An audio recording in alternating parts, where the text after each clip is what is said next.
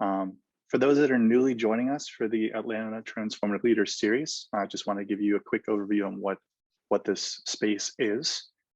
We are the Sustainable Futures Lab at Georgia State University, the Urban Studies Institute.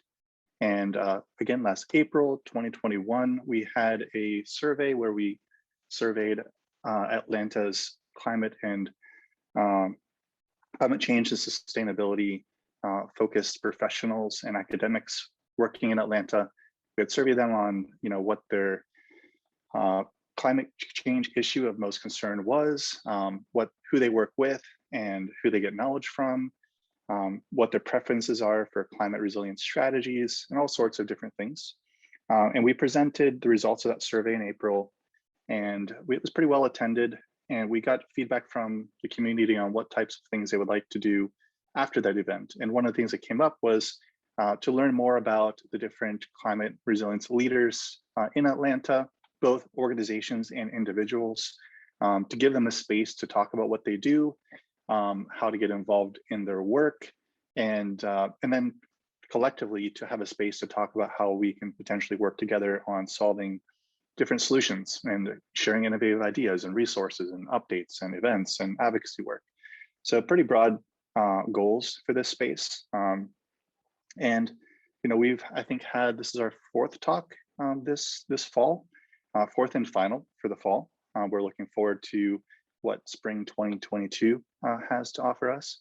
And at the very end of today's discussion, we'll actually have a time to chat a little bit about what you guys have liked so far in this leader series, how you might redesign it, whether or not we should move to in-person or hybrid. Well, we'll get your feedback on that so we can make 2022 better meet your needs for this space. So we're excited for today's talk.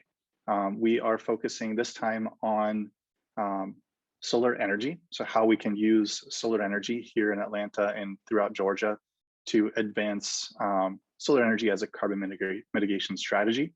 We'll hopefully share a bunch of resources, some updates about what that actually looks like, and then also share, looking forward to both the Nature Conservancy and Southface as leaders in this space, to share opportunities for financial resources, how you can get involved with advocacy, upcoming meetings that are going on. So very excited about what today has to offer. And we did change the format a little bit today from past events. In past events, we've had more presentation that took up the majority of the time, and that left not enough time, maybe only 15, 20 minutes at the end for discussion. And we really wanted to open up that space for discussion today. So we've added a 30-minute discussion near the end for us to really ask questions and answers, traditional question and answers of the presenters, and then also be able to have an informal chat afterward about upcoming events that you might know of, or resources that you might know of that want to share with the group, and of course taking advantages of Amy's and Katie's expertise in this space. So yeah, I'd like to introduce, by the way, I'm Robert Hobbins. I'm a postdoc at the Urban Studies Institute, and I'd like to introduce our first speaker, which is Amy Gutierrez. She's the Climate Alliance Coordinator with the Georgia chapter of the Nature Conservancy. And I'm sure most of you guys are familiar with the Nature Conservancy, but her work in particular works on climate change mitigation, renewable energy deployment, and also land management and conservation throughout Georgia. And she's also taking a much stronger initiative recently in solar energy work. So we're excited to hear about that. And yeah, I'll pass it on to Amy to share her screen. Oh, sorry, I jumped the gun. I think everyone knows all of this Zoom keeping stuff, but I always do this real quick just in case anyone is not familiar. So down here in the chat, we would encourage you to document any questions. If you want to keep track of those for later in the discussion, feel free to put those in the chat. We will be muted during the two presentation parts, but yeah, you can document those in a chat so we can call on you to share your ideas later on in the discussion part. And we'll also be sharing some other resources in chat, so do keep your chat open so you can follow the discussion there. Also reactions. Once we do get the discussion, we would appreciate if you do raise your hand. So you can see that in the right above where it says reaction. You can raise your hand there, and you can also click on that to put down your hand and react in other ways that you like as well. And the meeting is being recorded already. I think you should have that notification, just a heads up. And yeah, now we can move on to Amy.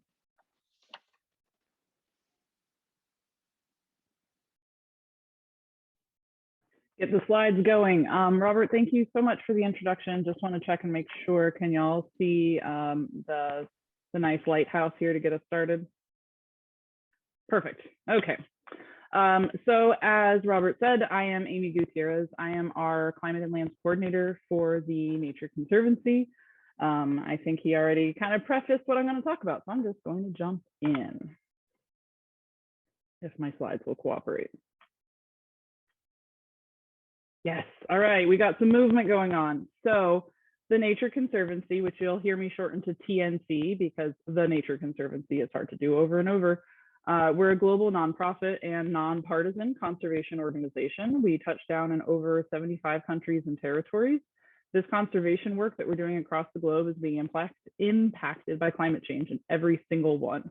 Not only that, but we have a unprecedented dual crisis with biodiversity loss along with climate change. We can't be successful at our mission if we don't address this.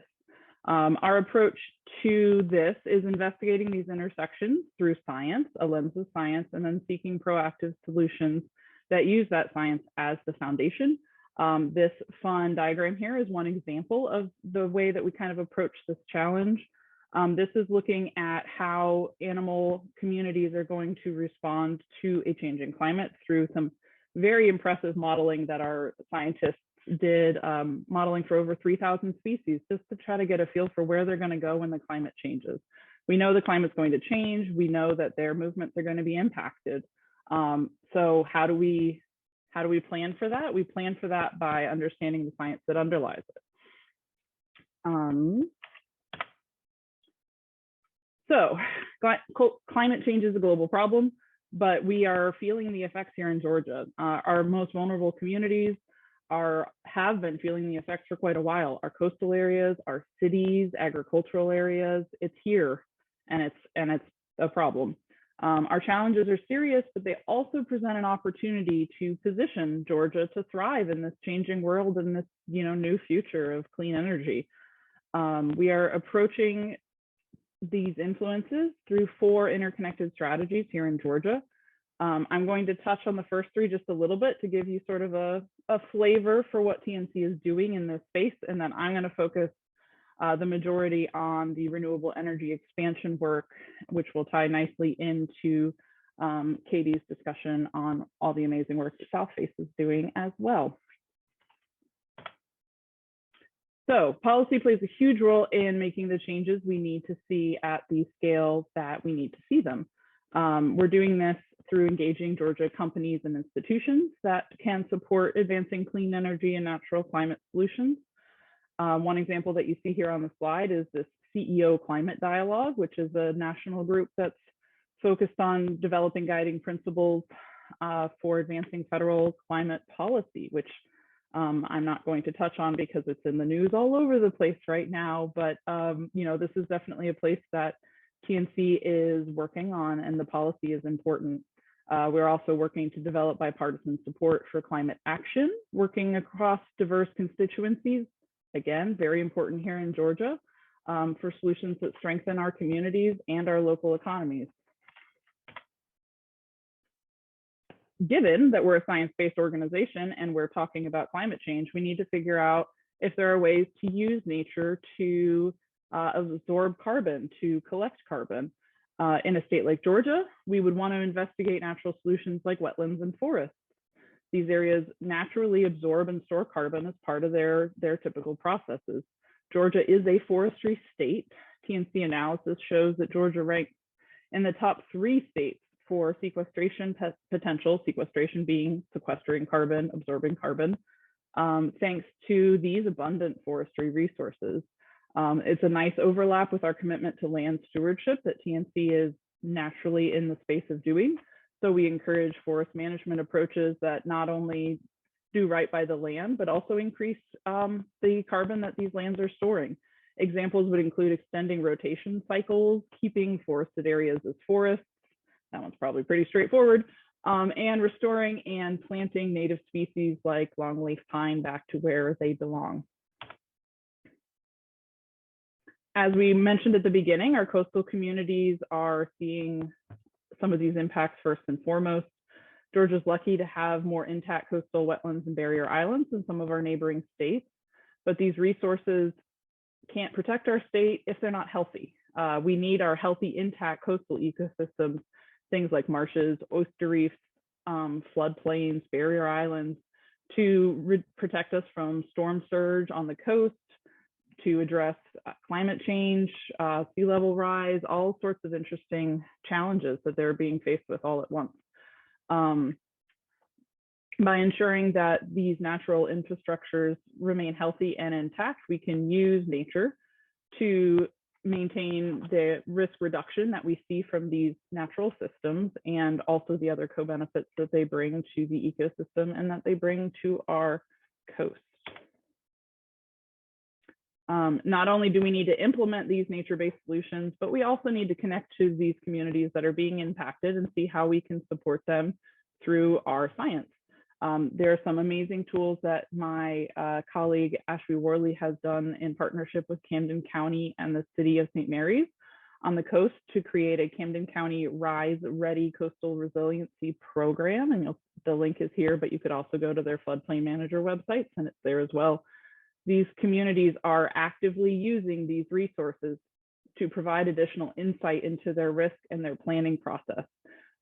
Gives them better insight into the flooding potential, sea level rise, all of these compounding factors that are challenging to plan for. So that was a very fast run through, I understand, of all of these different areas that TNC is working on. But what I want to spend the majority of my time today is talking about our work supporting renewable energy expansion. That's where the majority of my effort has gone, though I touch on a little bit of everything. I think I'm a jack of all trades at this point when it comes to our climate work. Before I jump into renewable energy, I'm going to define a couple terms because this is a very jargon heavy world. So renewable energy, let's start there. That's energy collected from renewable resources that are naturally replenished on a human timescale. That would be solar, like what we're talking about today, geothermal, wind, hydropower, biomass, things like that.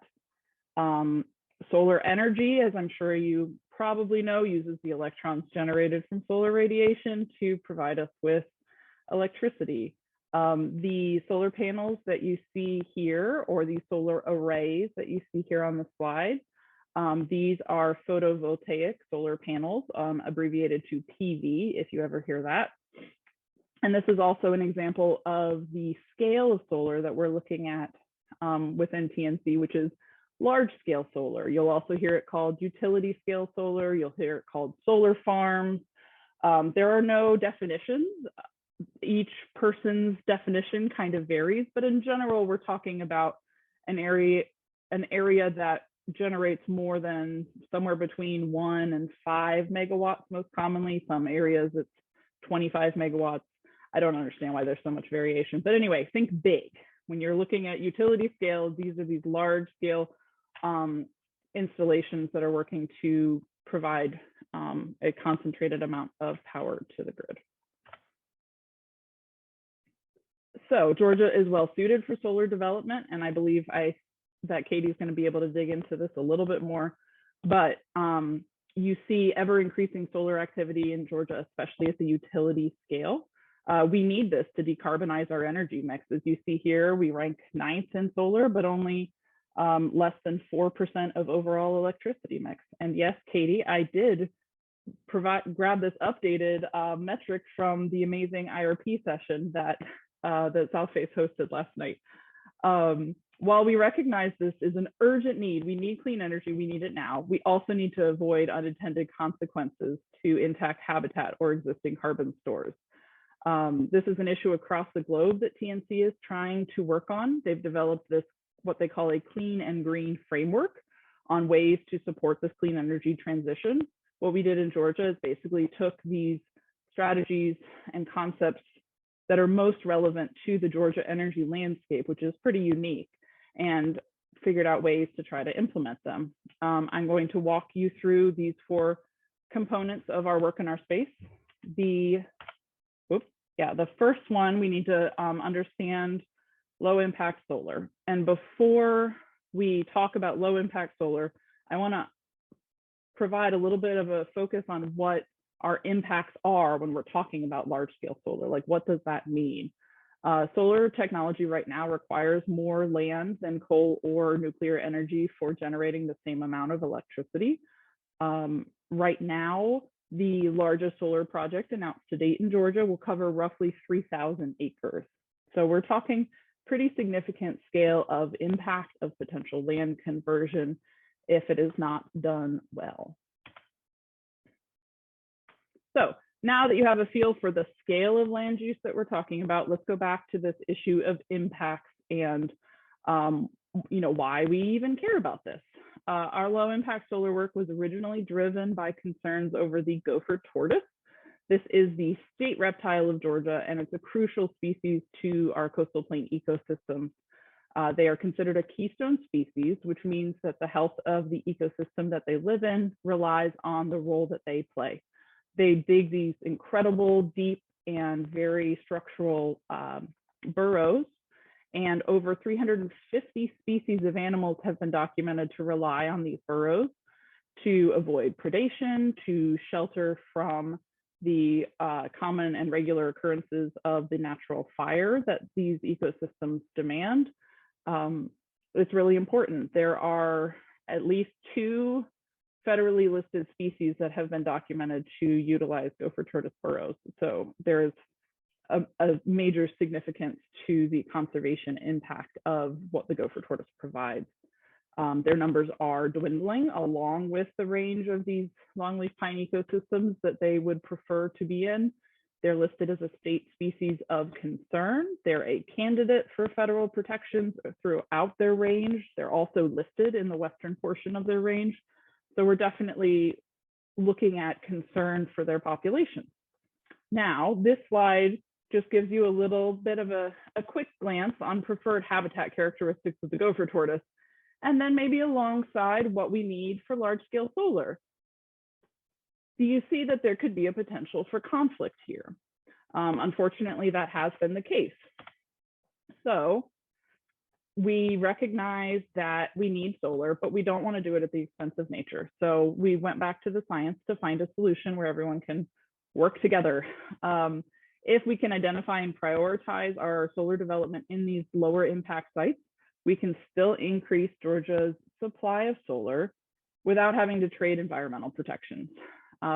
We began this journey in partnership with the Georgia DNR, with Fish and Wildlife Service, as well as 3 terms of students with UGA's NASA Develop program. Science is always stronger in partnership, and it's important to get voices to the table. As the project has evolved, we've pulled in more stakeholders. We've incorporated feedback from solar developers, utilities, other environmental organizations. So we're really just trying to make sure that we're as comprehensive as possible.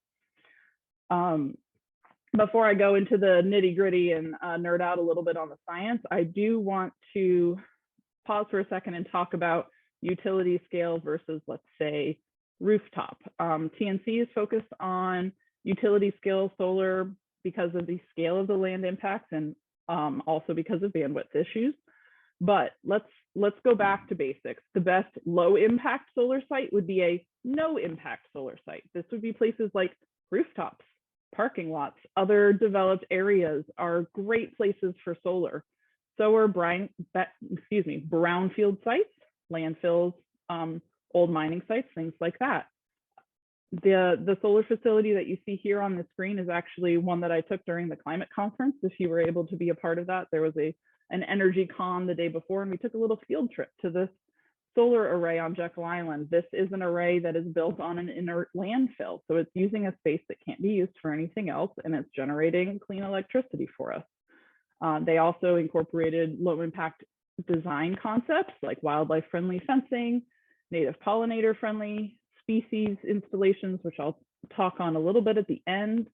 But you know, if we could get all the energy we need from rooftop solar, parking lots, and landfills, would we even need to be having this conversation? Would we need the tool that we've created? And so I do want to put a plug in for if whatever we can do to advance and increase rooftop solar is crucial, because that is the highest level of low impact that we can possibly get.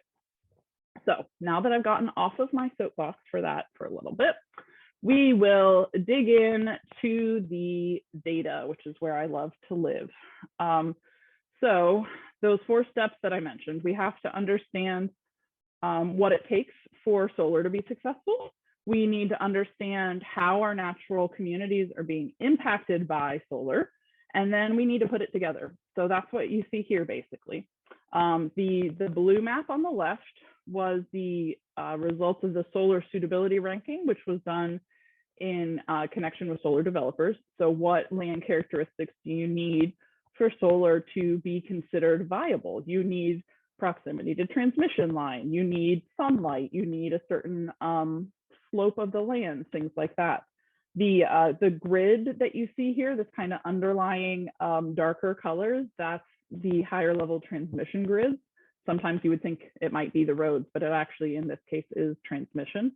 So the second map, the environmental sensitivity, the red map here in the middle, did kind of a similar analysis looking at what is being most impacted by the kind of development that you see for solar development. So I do want to clarify, this is not environmental sensitivity to everything, but this is those communities that are most sensitive to the kind of development we see with solar and the kind of land use we see with solar. So again, Gopher Tortoise, great example.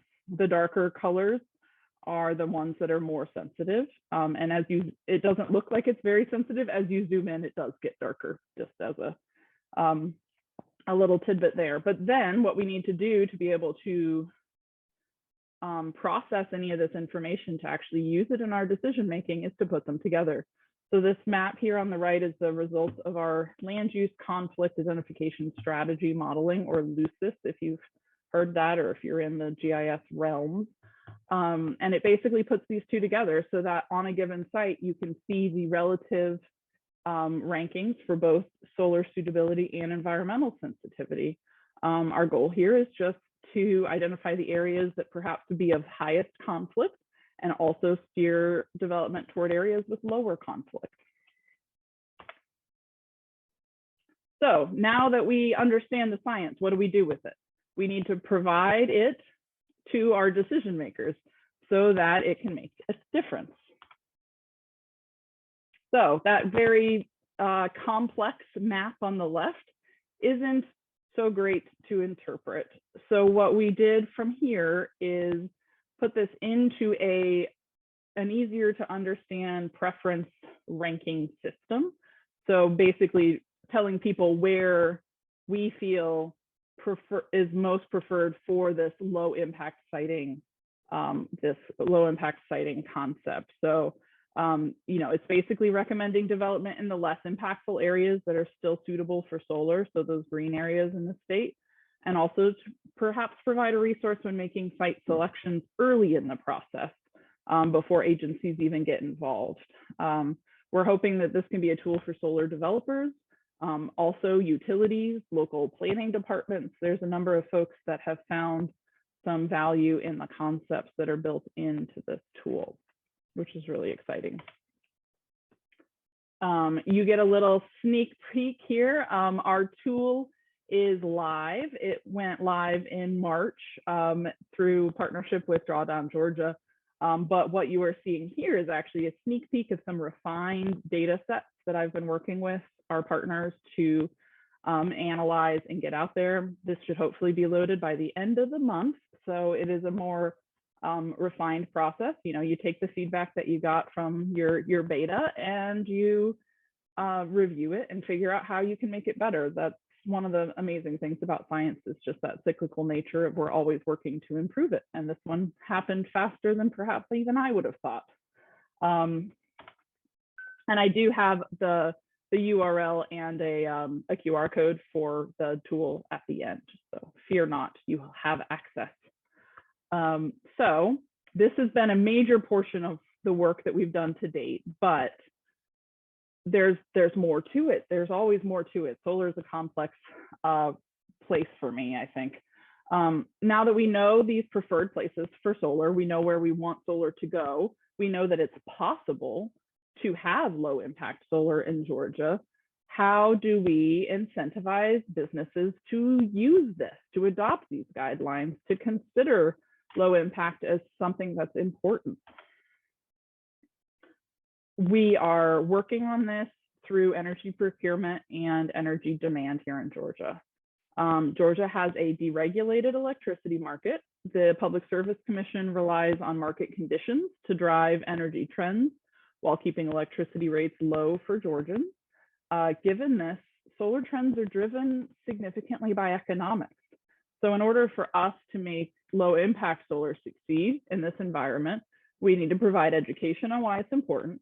We need to show that it can be done, and then we need to develop a business case for it. So we need to show why it's also good for pocketbooks to do low impact solar.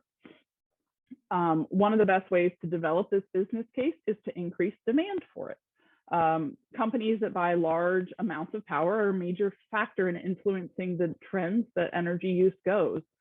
And so that's where we go to. TNC nationally has been involved in work to support companies as they integrate these more holistic environmental considerations into their procurement processes as they're working on, buying power, because companies need power to run.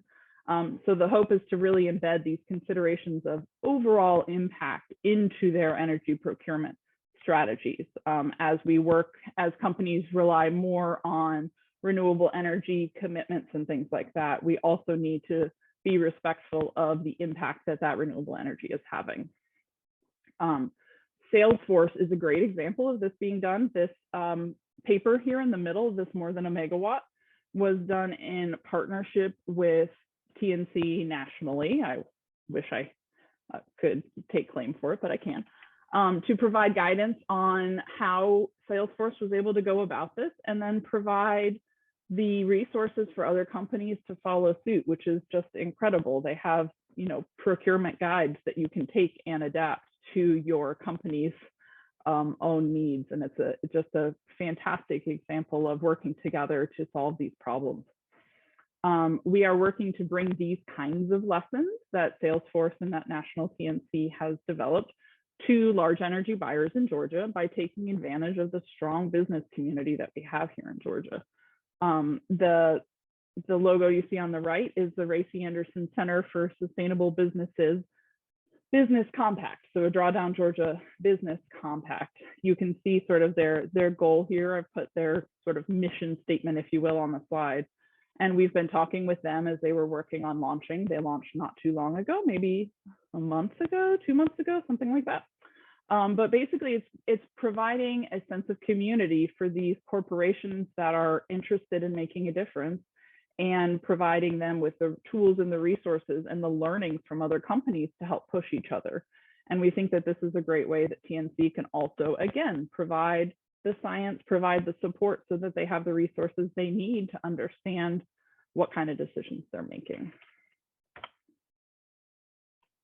So we've done the science of low impact solar. We have shared that science with decision makers. We have talked about increasing demand for the energy that comes from that science. So there's one final step in this equation that is on our minds that I think is also a fascinating area of research and potential for the future. And that is how we improve solar farms for everyone. The work we've discussed so far is really focused on the early steps in the solar development process, because the sooner you get into the process, the more opportunity you have to make changes and to avoid impacts. But these facilities don't just go away after you site them and after you build them. They have a lifespan of roughly 20 years, depending on the technology. So how are we mitigating potential consequences down the road, down the life cycle of this facility? There is research being done on ways in which solar farms can coexist with their surroundings. The Nature Conservancy in North Carolina has been especially focused on these efforts, and they have amazing guidelines on ways that you can improve your solar farm designs. Design choices like planting native and pollinator-friendly species, provide habitat, also decrease maintenance costs, and actually give you, a little bit of a decrease in what you need to spray because they'll naturally grow in a certain pattern.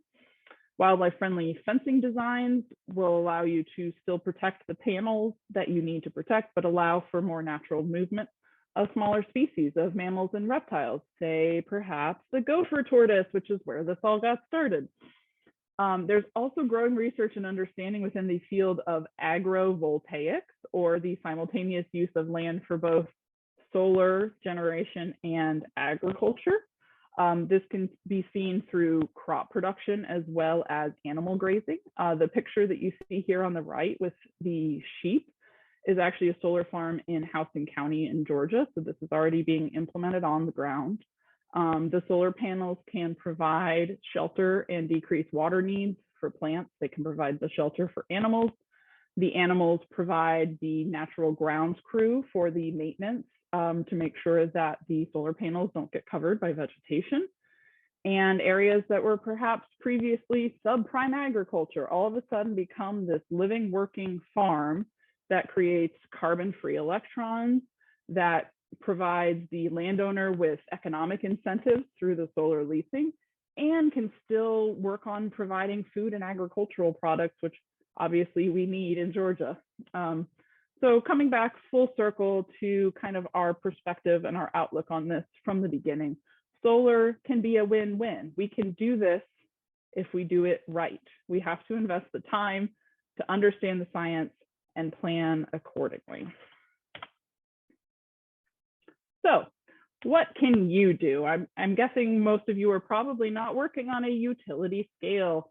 My number one recommendation, especially when I'm wearing my TNC hat, which I'm not actually wearing today, but is to get out in nature and learn more about what's around you. There are some amazing spaces tucked all around in Atlanta and across the state. I've been with the Nature Conservancy in Georgia here for a little over 2 years, and I am constantly amazed at these resources that I never knew existed. And I'm a native Atlantan, so it's been incredible to connect with them. And once you connect with these incredible places, you'll have a deeper understanding of what's at stake in your community.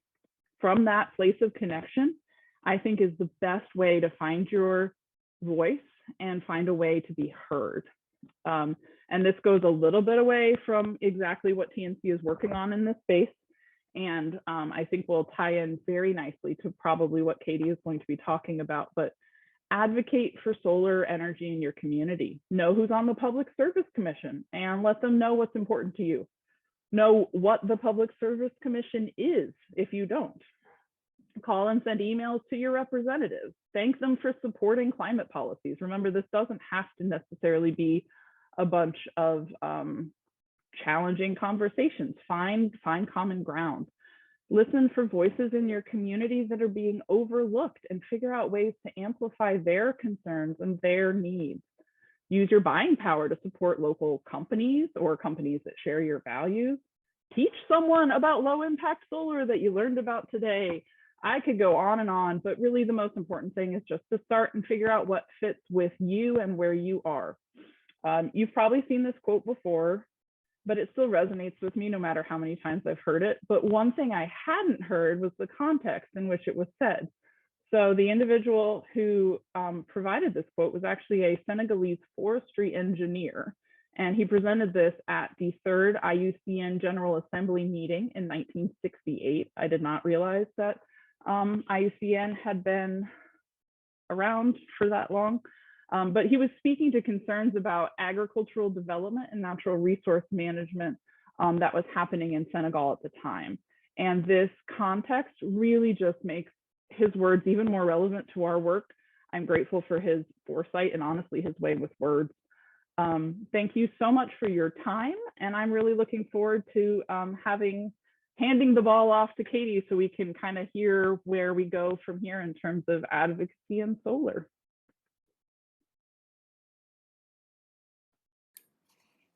Thanks so much, Amy. I loved your presentation. Tough act to follow. At the end, you're pitching. I was like, I think you're making the case for me, but I appreciate you setting me up.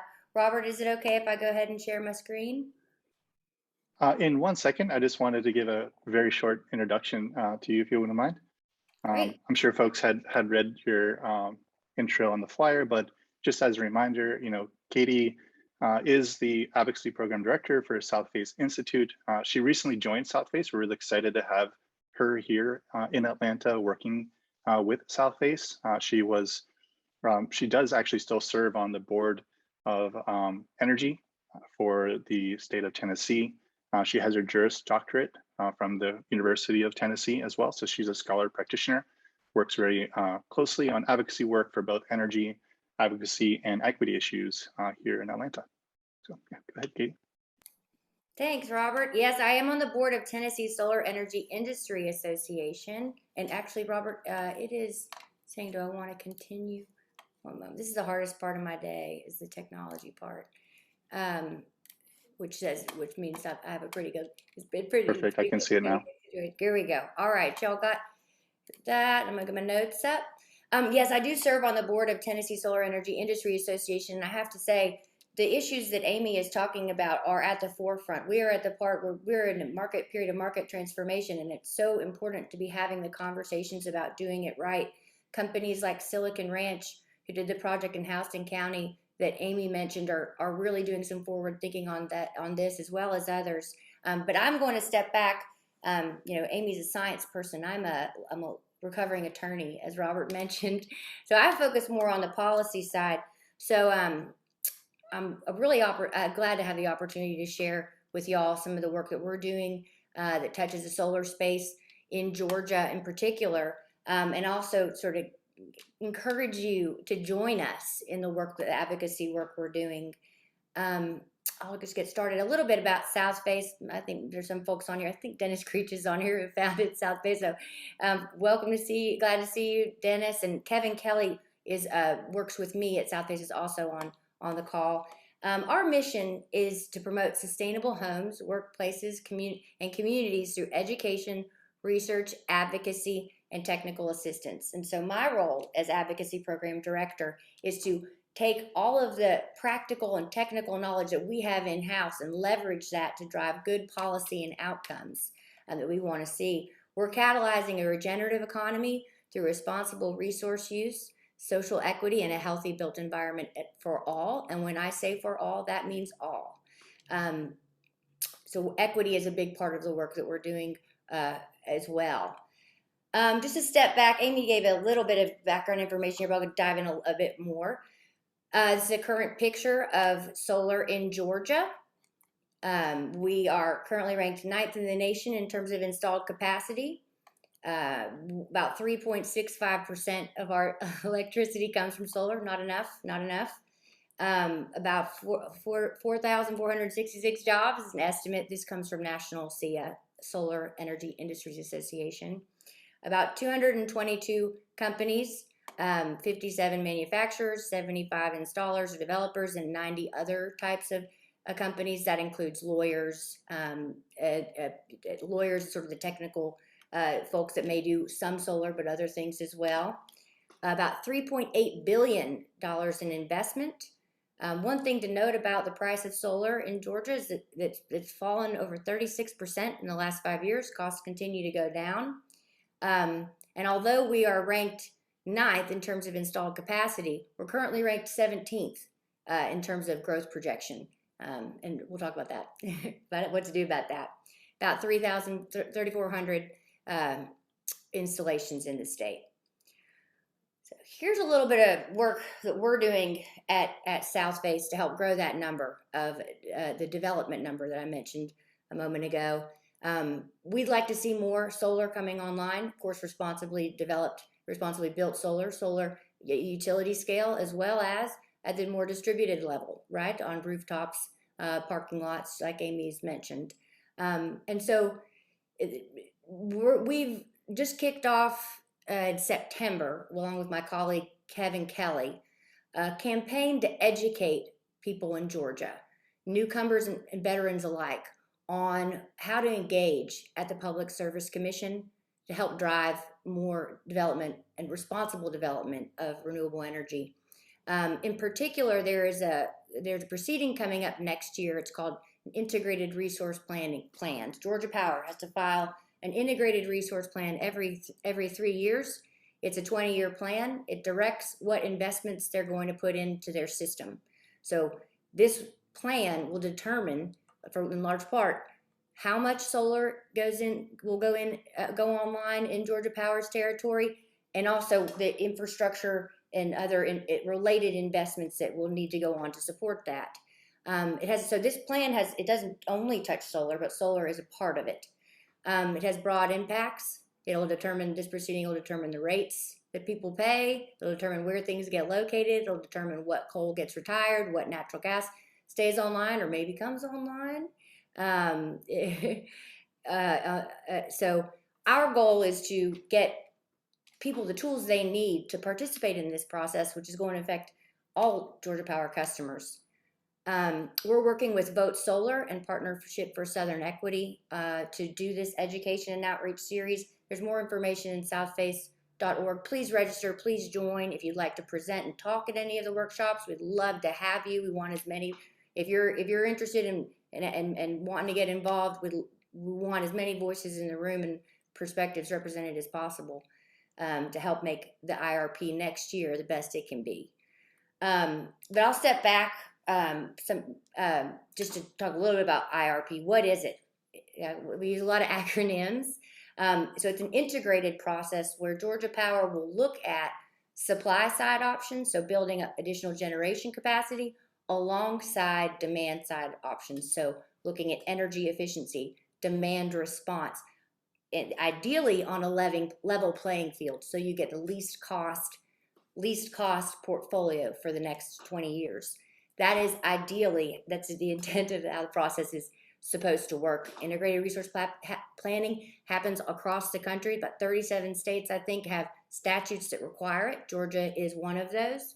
The authority resides within the state's Public Service Commission, which is responsible for approving the plan eventually that Georgia Power will file. For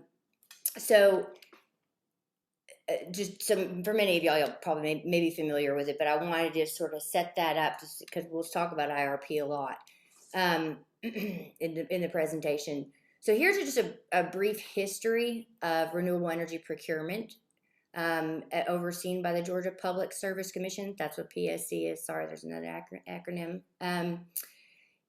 So we're going back here to 2013. You can see here what Georgia Power proposed was 0 megawatts of solar. And I kind of want to step back, look at the change in numbers here. And this is not when we're in the electricity system, we're usually thinking, 2 decades planning terms, so long-term planning horizon. But here's an indicator of the amount of change we're seeing, in particular with regard to solar. 2013, Georgia Power proposed 0 megawatts of solar. How about that? The commission eventually approved 525 megawatts. This is thanks to interveners participating in the docket. Southface was one of those, and Kevin Kelly, who works with me, was helped lead that effort. And then by 2016, 3 years later, Georgia Power proposed 525 megawatts of solar. That's the size of a coal plant. There you go. So that's a big change in 3 years there. The commission eventually approved 1,200 megawatts. It was significantly more than what Georgia Power initially proposed. That included about 1,000 megawatts of utility scale, as Amy went over the larger scale systems. 100 megawatts of distributed generation. That's the DG. I apologize for all of the acronyms. DG is the distributed generation, smaller scale, and 50 megawatts of customer-sided distributed generation. And actually, I will say this isn't all solar, but it is mostly solar here. in 2019, 1,000 megawatts is proposed, and then 2,200 megawatts eventually was approved by the commission. Can you see my mouse as it's moving? Great. Okay, so that's where I'm at there on this last category. So if you're thinking back, this is quite a lot that you're seeing in terms of additional development. So the CRISP program in 2019, which was about 2,000 megawatts of utility scale. That's customer renewable. That's for customer-sided renewables. 160 megawatts of DG and 50 megawatts of customer-sided DG. This a little bit more detail on the CRISP. Let me pull up my notes real quick. So for the CRISP program, it's important to note that so it's about 600 megawatts go available for subscription for existing commercial and industrial customers with an aggregated load of at least 3 megawatts. And then under that CRISP program, about 400 megawatts are available for existing or new C&I customers with some provisions for additional incremental load additions. So the landscape has changed. That's by what I would like you to get the takeaway from here. And I would posit that a lot of this change has happened because of the involvement of and participation of NGOs, of industry members, of large customers. As Amy mentioned, large buyers of renewable energy have a lot of sway and can help make decisions and influence utility decisions in this process, and this sort of reflects that. So that's why we believe it's a really important process to get involved in because of the impacts it can have. So here's a snapshot of what is renewable energy in the Georgia Power Company IRP. So these are the eligible technologies: solar PV, solar thermal, wind power, geothermal, biomass or biogas, hydro, and energy storage if it is powered by a renewable energy source. That's important to note that.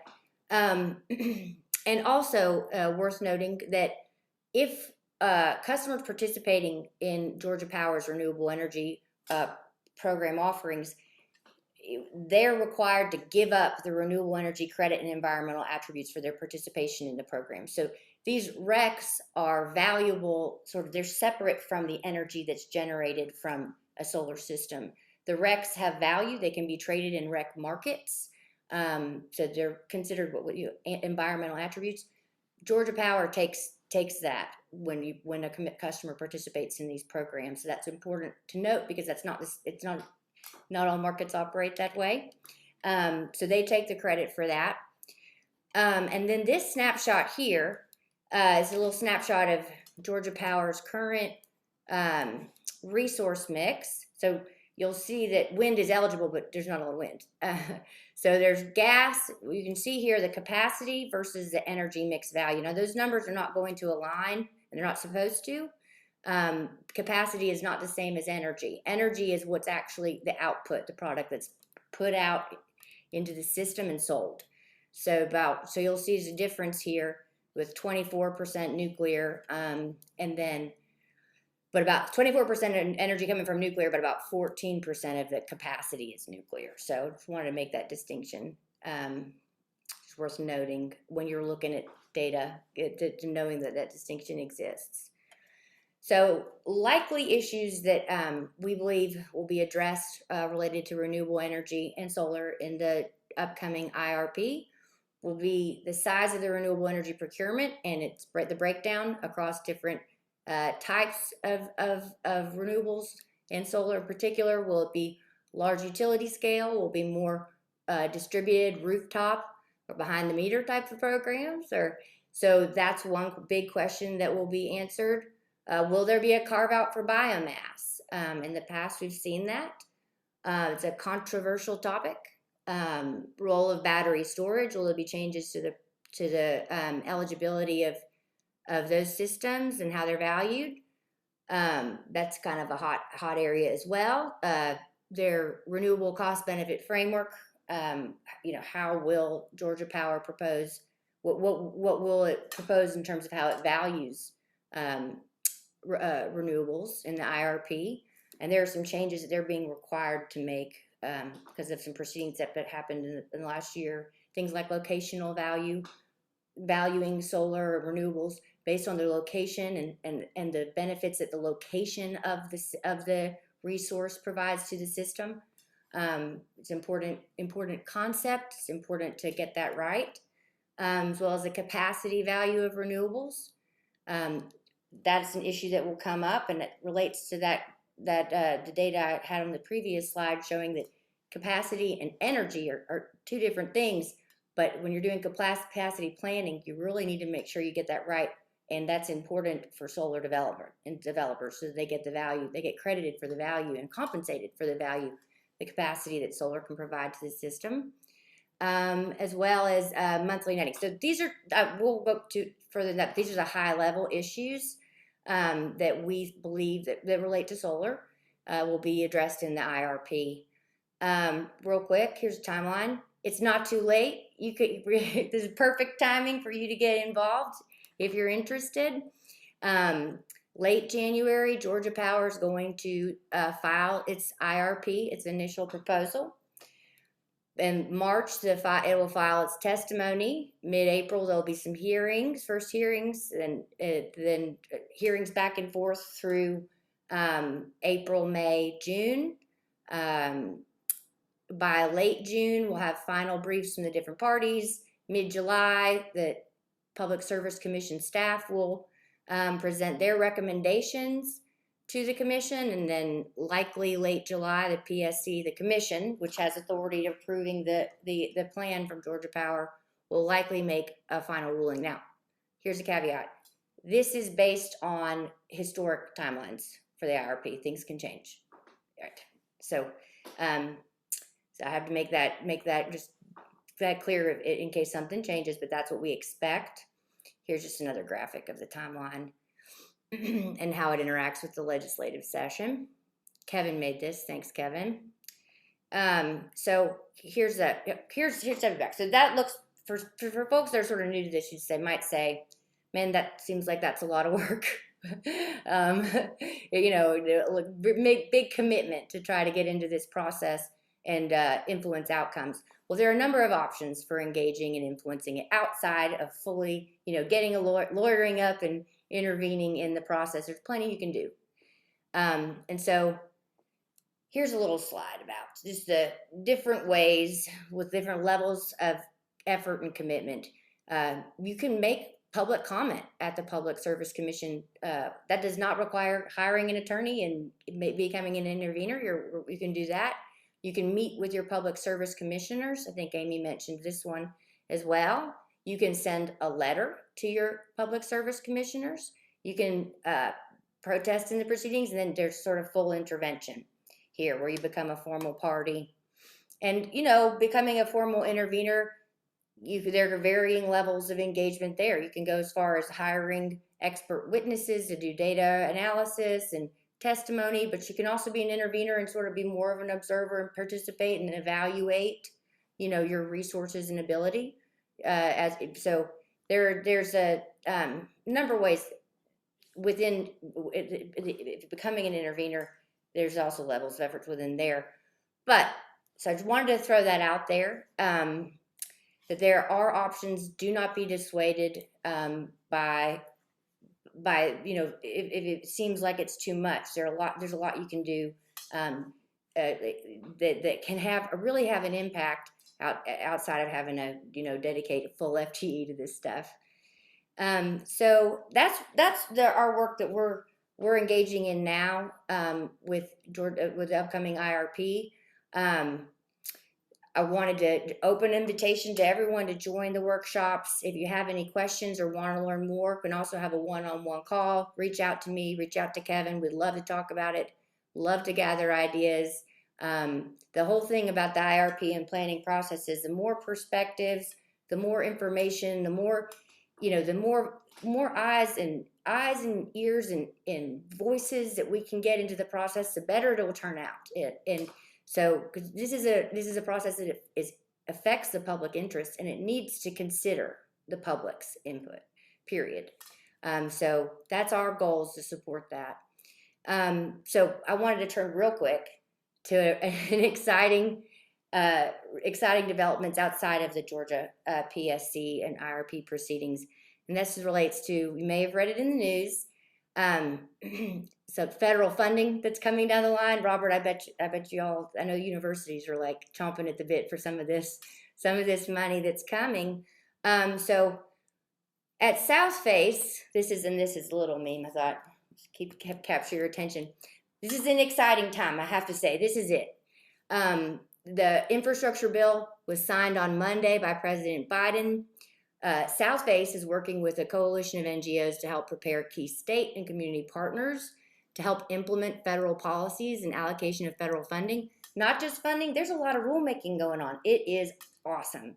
There's EPA is doing full-on rinse, wash, repeat cycle right now. So we are working with a coalition to host regular calls. We're going to be doing a workshop on the 14th to talk about how to prepare for federal funding, considerations for applications to the federal government, Davis-Bacon, Buy American, all of the things. It's kind of like a Recovery Act, but bigger. So we're really excited about that.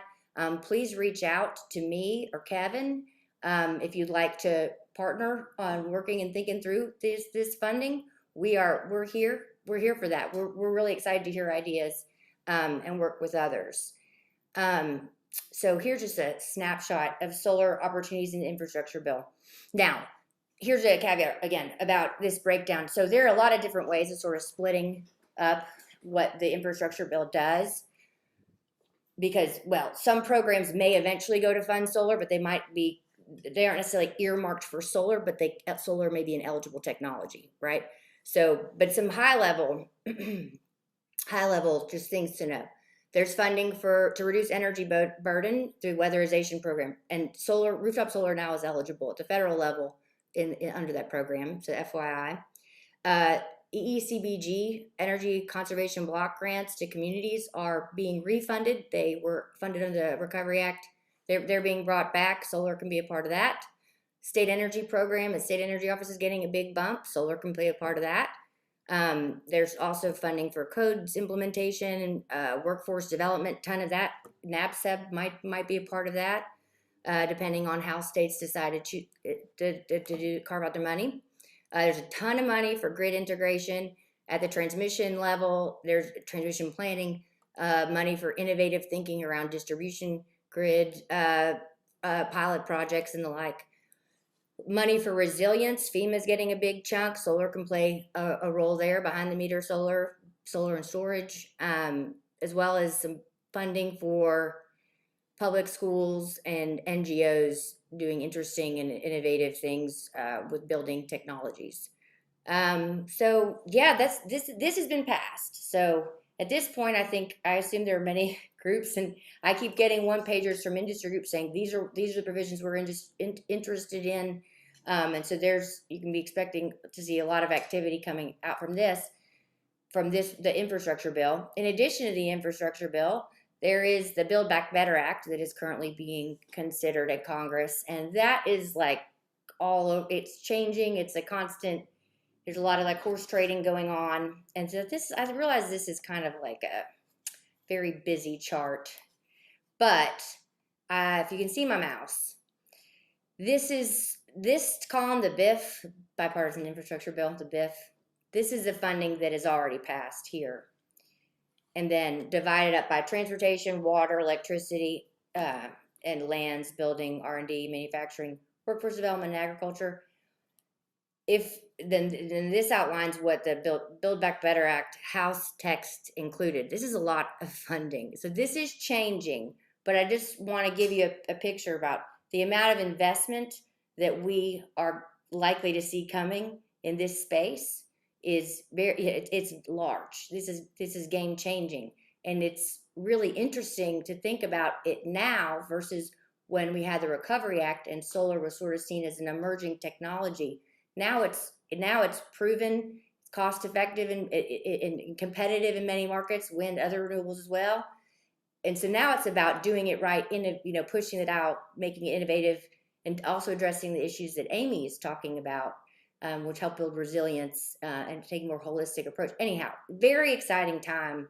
It blows my mind to think about how much change we're about to see, given how much we've already seen. But I'll just stop there. I really appreciate the opportunity to share with y'all. So how do I stop share? Did I go over all my time, Robert? No, not at all. You're perfectly fine. Great. I think we have plenty of time for discussion.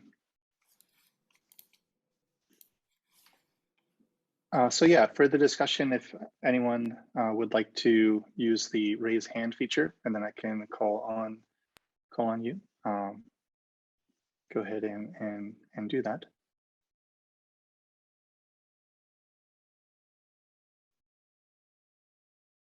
Or as I typically do, maybe I'll start us off and others can think about what they'd like to ask.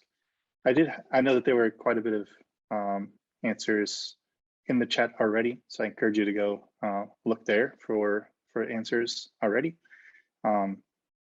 But one question I had was about the e-waste.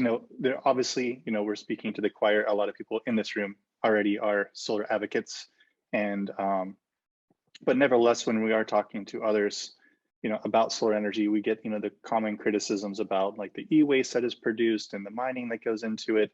And I was wondering if either you or Amy would like to mention some comments regarding that, or maybe even opportunities. I think I had in the chat, like what opportunities could there be for actual, e-waste recycling in Georgia, those sort of things. Did you have anything to say about the waste aspect of this?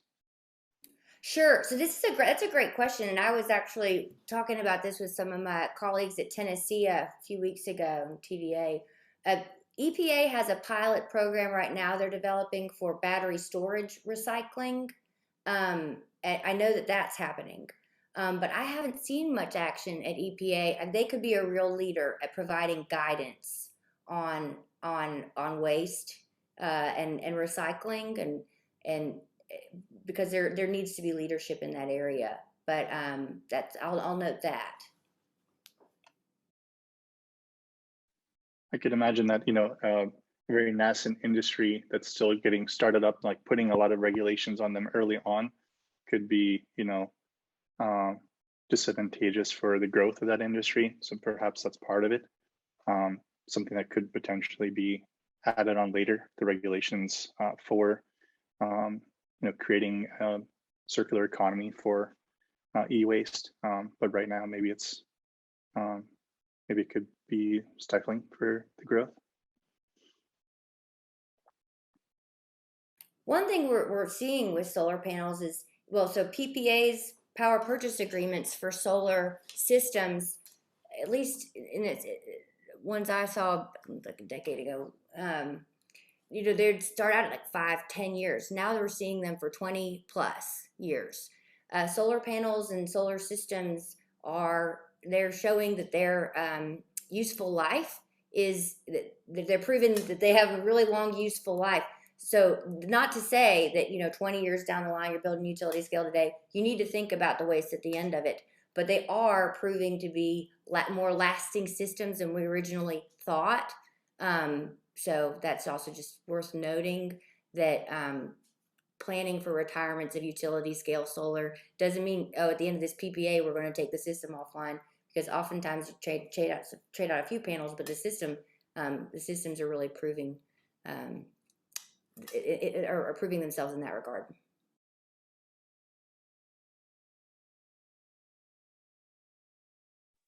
And I'm not an expert on this by any means, but I just wanted to share a resource that I had come across previously that talks about the life cycle analysis for solar and how the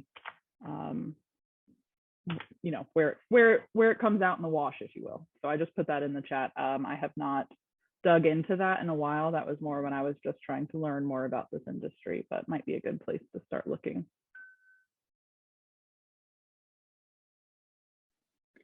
I had a lot of questions, but I hope others can also, feel free again to raise your hand and get involved in the discussion. But one of the things that I heard about the infrastructure bill is that there were some incentives for rooftop solar. to make it more advantageous, or extended some of the incentives that were expiring. I'm not an expert, and I didn't really dig into it very much, but I was wondering if anyone knew any information about how those incentives have been expanded, or if not. So I think you might be talking about the ITC and PT production tax credit and investment tax credits that have been around for renewables. They get re-upped on and off the last decade. They get re-upped every few years. There's a proposal, I'm not sure where it's at exactly today, but it's in the Build Back Better Act to extend them for, I think it's like a decade, and also to expand eligibility. And disclaimer, this is not legal tax advice, but to expand eligibility to entities that were previously not eligible for the tax credit because they didn't have taxable income. So nonprofits, communities like local communities, local power companies that have a municipal utility, for example, would be eligible for direct payment. So it's like around 30% direct payment instead of in lieu of getting the tax credit. That blows my mind. How much that would be a game changer, and that's where rooftop systems could fit in there as well as utility scale. But that's a big one. And so REITs, renewable energy investment, or real estate investment REITs that real estate portfolios are also a big one. Again, I'm not a tax attorney. I've heard from, if y'all know Lee Peterson, he has a blog or two about this. So that would be a game changer. But there's a number of in the infrastructure bill. There's new programs. Not exactly sure what they're going to look like because DOE is going to have to design them. But sort of grid resiliency, smart grid types of projects that would look at rooftop solar packaged with sort of aggregating distributed energy resources. So taking the solar, taking the demand response, taking energy efficiency, taking storage and packaging it as a resource to provide grid support. That's the kind of thing that I'm hearing people talk about being contemplated under that program, which would be great because distributed resources really are a fabulous area for resilience, but also an opportunity for customers to get paid to provide value that they provide to the grid, right? To put money in your pocket. So I'll stop. But I'm excited about it. A follow-up to Katie's point on this, if you're not related to the infrastructure bill, but if you're just talking about ways to support rooftop solar in Georgia, I'm going to send a quick link to the Georgia Solar Energy Association has a campaign that's called Scrap the Cap that is trying to support the Public Service Commission to make, without getting into the details, but basically make solar be more economical for homeowners. So I'd like to invite Michael to speak.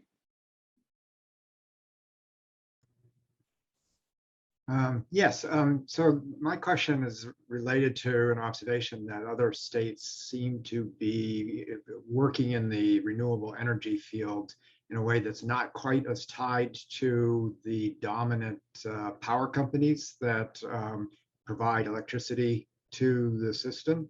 I'm thinking particularly of Maine, which where nonprofits, but also small companies are creating essentially cooperative solar farms in which people buy shares. I mean, the financing comes from the people who are eventually going to own it, but they're homeowners that are owning it. And so that there's parts of the system that allows for this kind of entrepreneurial response, which isn't dependent upon the utility companies and their own incentives relative to solar energy. And I'm wondering, is there any kind of movement? It's related to what you were just talking about, Katie and Amy, to some degree. But how do we, in fact, create alternative models?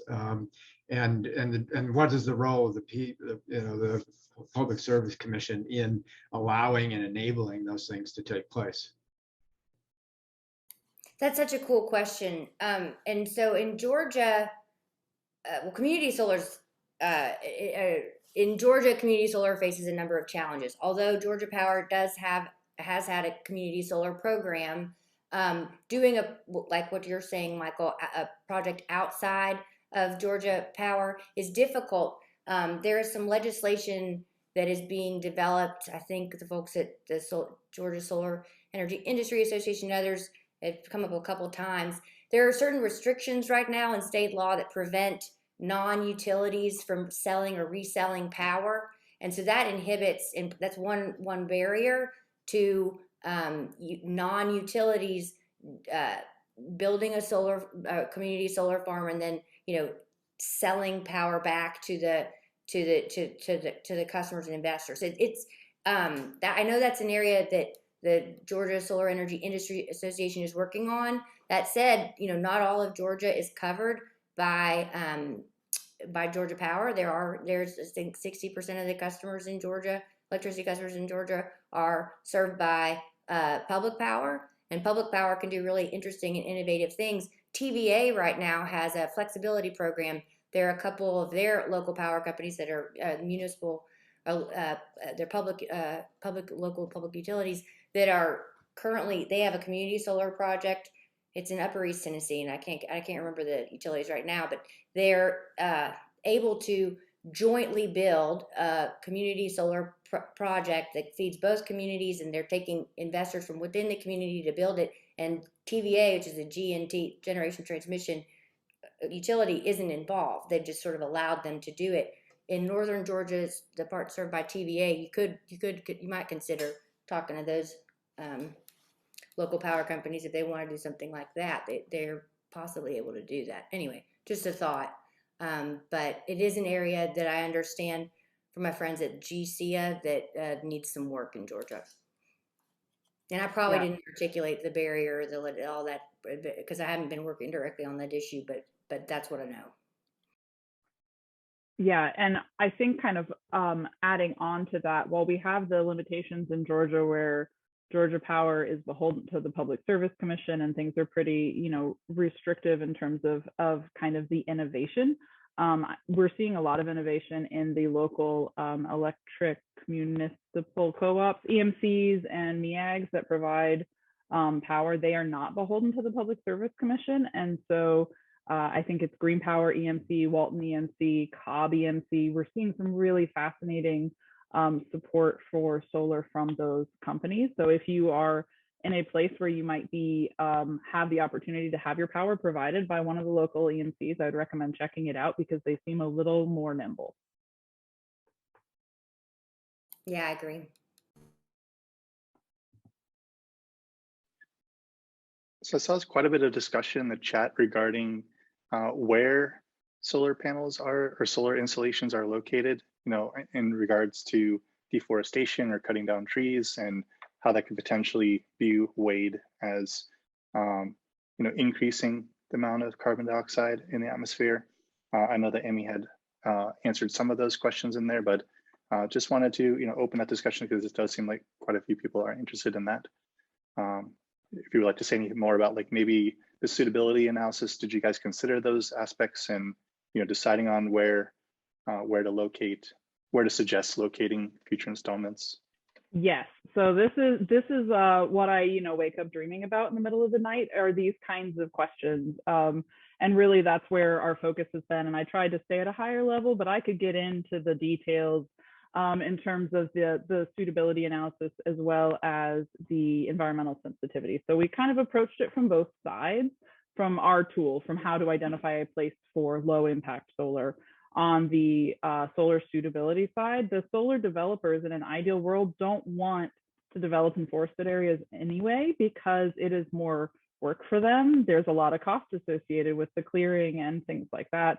Also, a lot of the solar developers, especially some of the more local ones that are based in Georgia or in the Southeast, really care about this. So they get into the industry because they want to do good. And so, reducing your carbon stores is not the way to go about that. But also it's just like financially, it's more feasible to be on areas with less vegetation.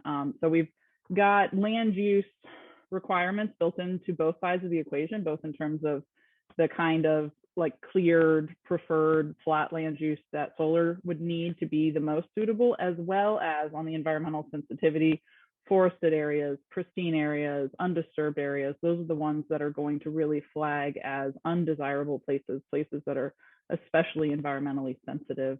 The challenge comes, we don't have a permitting system in Georgia that holistically reviews the environmental considerations. So a lot of the environmental review has to do with who's buying the power, if it's Georgia Power or some of the EMCs. It's on private land, so we don't have a federal capacity to be able to impact that. So it's again kind of going back to those market conditions. Like, can we convince folks that the market conditions are beneficial for them to proactively choose low impact locations? Because I agree, if we're cutting down a forest to put up a solar farm, I haven't looked at the specific numbers, but that's not what we want. And honestly, the I think it's like at least a third, maybe 2/3 of the carbon that is being sequestered is below ground. So it's the root system, it's the dirt. So when you disturb that, you're disturbing more than just the cutting down of trees.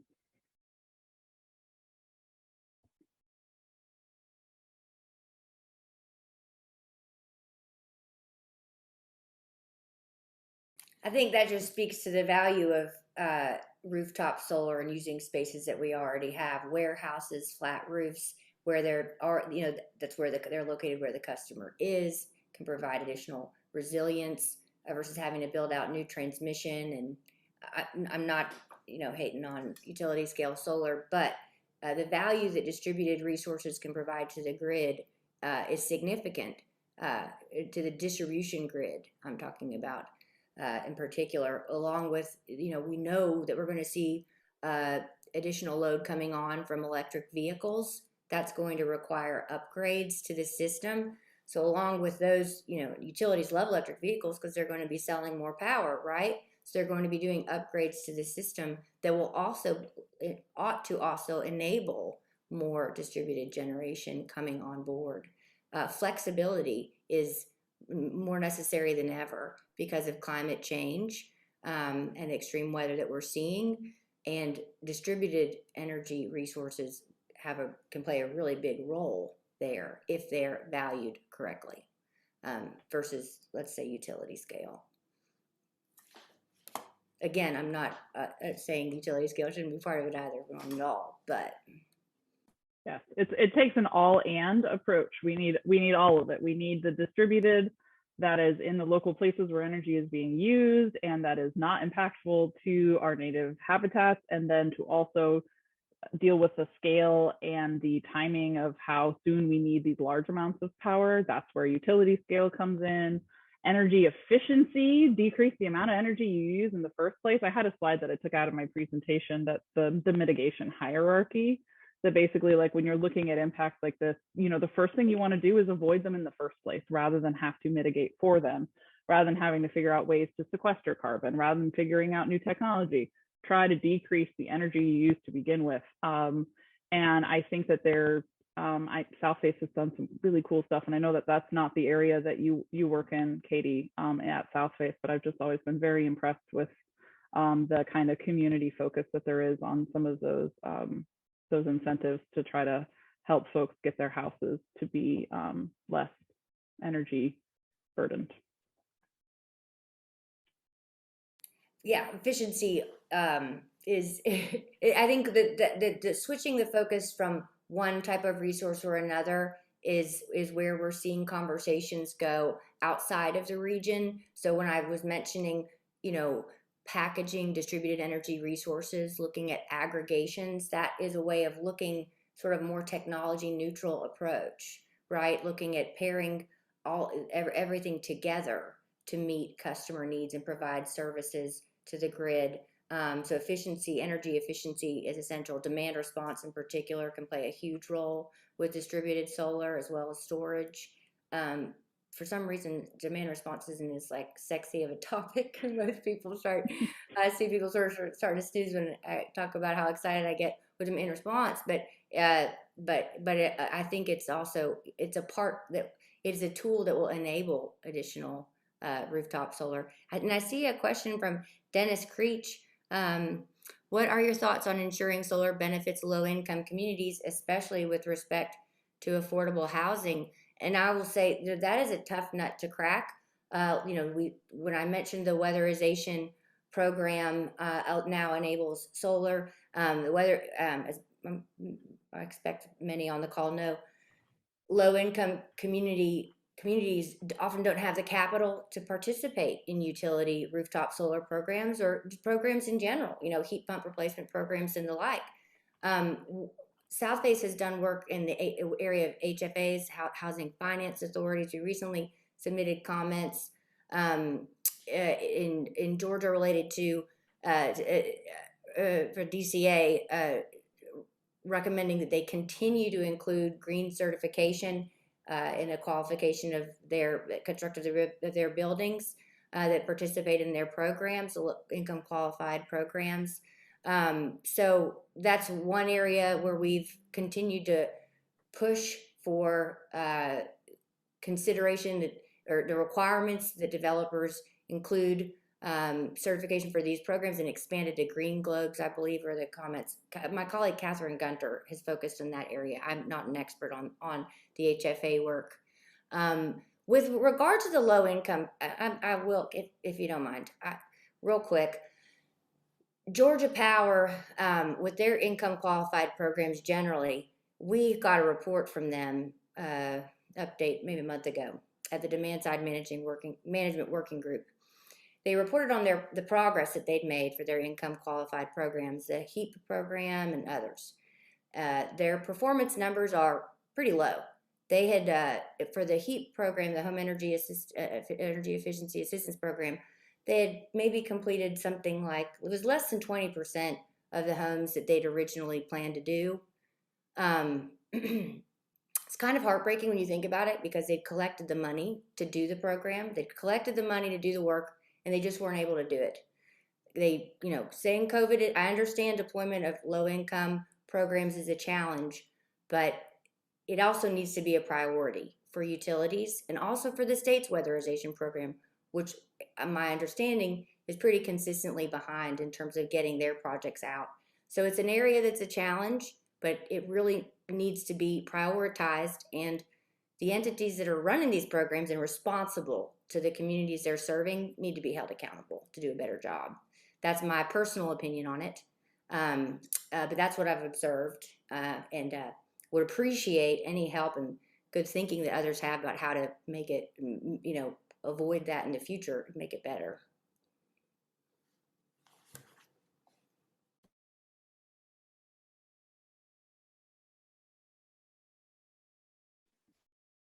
Any last question before I go into some upcoming events?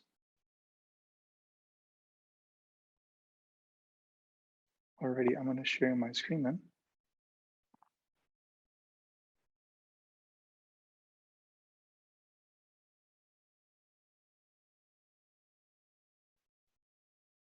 So one thing that we wanted to add for our future Atlanta Transformative Leaders Series meetings are some sharing out of upcoming events. So I think we've already heard some of them in the talks. Here are a couple of others.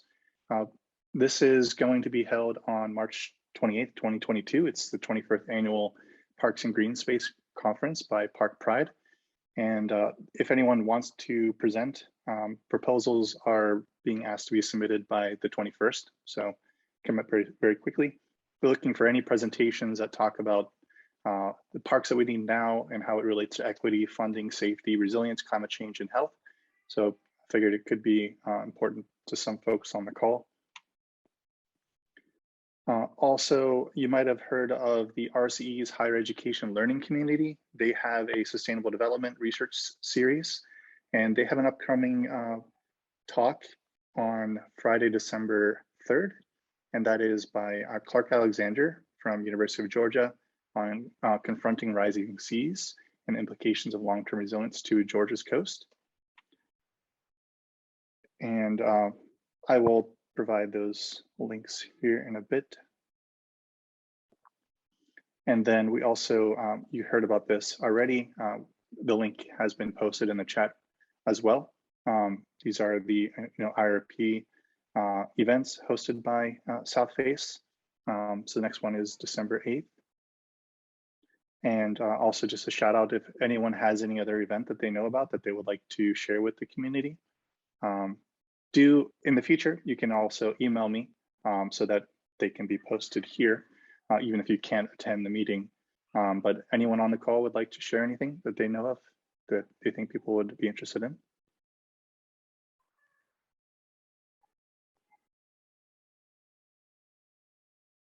All right.